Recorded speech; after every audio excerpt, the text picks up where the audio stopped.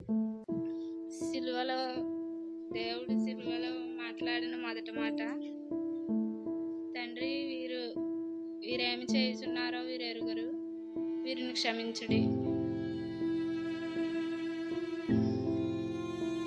దేవుడు మన కొరకు ఎన్నో ఇబ్బందులు, ఎన్నో కష్టాలు పడ్డారండి.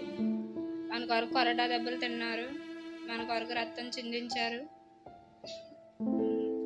మన కొరకు చాలా కష్టాలు పడ్డారు.